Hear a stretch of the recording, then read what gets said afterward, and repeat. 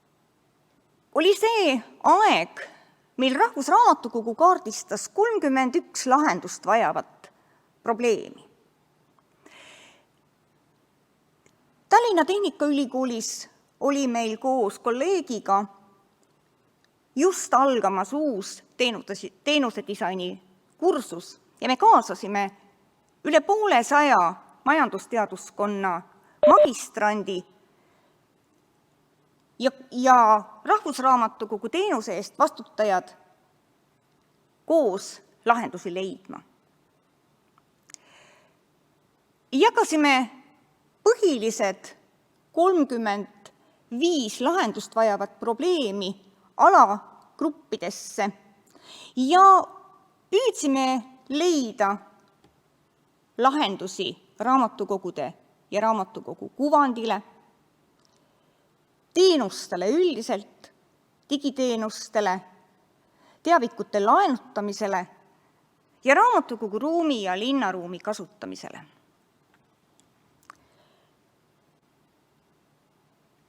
– 2019 mainitud konverents tõi siia lavale parimad tudengitöö kontseptsioonid, tõi parimad tudengid ja tõi uut inspiratsiooni ja prototüüpe teenuste väljatöötamiseks. Tallinna Tehnikaülikooli ja Rahvusraamatukogu koostöö disainiprotsessis vältas ligi 200 tundi. Tööd tehti väljal, auditooriumis ja prototüüpimisel. Koos tehti kliendi uurimust, kaardistati vajadused, kaardistati võimalused ja loodi koos uued teenuse kontseptsioonid. Loodi uued prototüübid, tutvustati neid Eesti Rahvusraamatukogu juhtkonnale ja valiti välja juhtkonna poolt tootmiseks olulised ja edasiarendamiseks olulised ideed.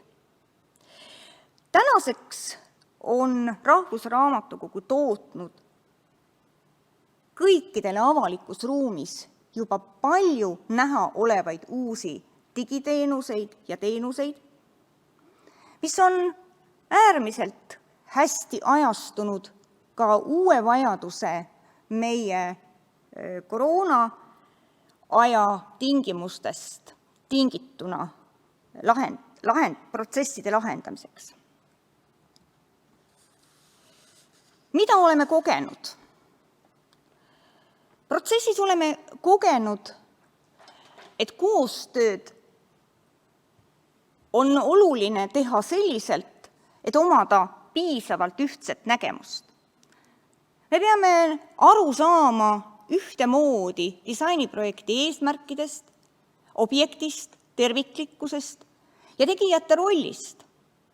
Kuigi koostöö puhul on olemas ja tegemist ühisvastutusega, kus me kõik vastutame disainiprojekti tulemuslikkuse eest, on ometi väga oluline teada igalühel oma rollist tulenevaid vastutusi ja võimalusi. Selleks on vaja saada aru ja kehtestada ühised mõistlikud reeglid ja omada ühtsustunnet. Millised on tulemused? Mul on hea meel, et disaini väärtustamine Rahvusraamatukogus on jõudnud nii suure õnnestumiseni, kus Rahvusraamatukogu teenusedisaini koostööprojekt valiti 2019. aasta teoks. Selle tulemusena on nüüd Rahvusraamatukogus tööl teenusedisainer. Võin öelda, et teenusedisainer, kes on Tehnikaülikoolis kirjeldatud õppeprotsessi ja arendusprotsessi personaalselt rohkem kui sellesama 200 tunni jooksul läbinud, on Rahvusraamatukogule suurepärane valik. Täna siin toimuv konverents on taas kord näide koostöö tulemustest. Rahvusraamatukogul on suured eesmärgid käesolevaks ja järgmiseks aastaks koolitusprogrammide näol, kus siis 200 töötajale antakse võimalus õppida teenuse disaini ja edasi juba luua oma disainimeeskond eesmärkide täitmiseks. Disaini on väärtustatud kõrgelt ka Tallinna Tehnikaülikoolis. Meie ülikooli ärikorralduse instituudis tegutseb aasta algusest uus teenusedisaini labor, mis aitab erinevatel organisatsioonidel lahendada väljakutseid, mis toob kokku organisatsioonid ajas ja ruumis ja teadlased mõtetes ning juhib koosloomet läbi disainimetoodika.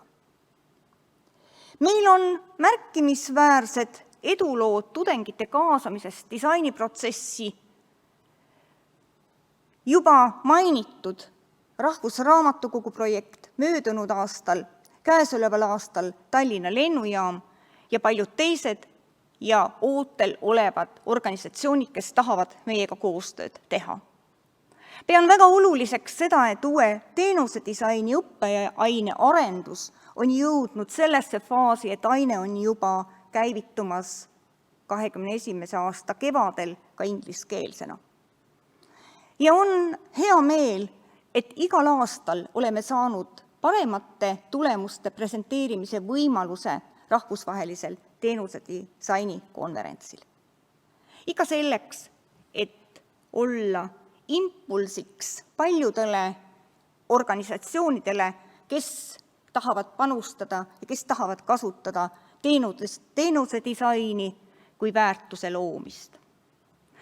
Küsisin algul iseendalt, mis võiks siis olla kahe suure organisatsiooni sarnasus ja vajadus.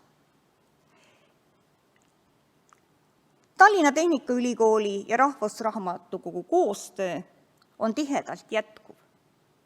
Meie missioon on jätkuvalt pakkuda teadmisi, oskusi ja uurimistulemusi avalikku ruumi.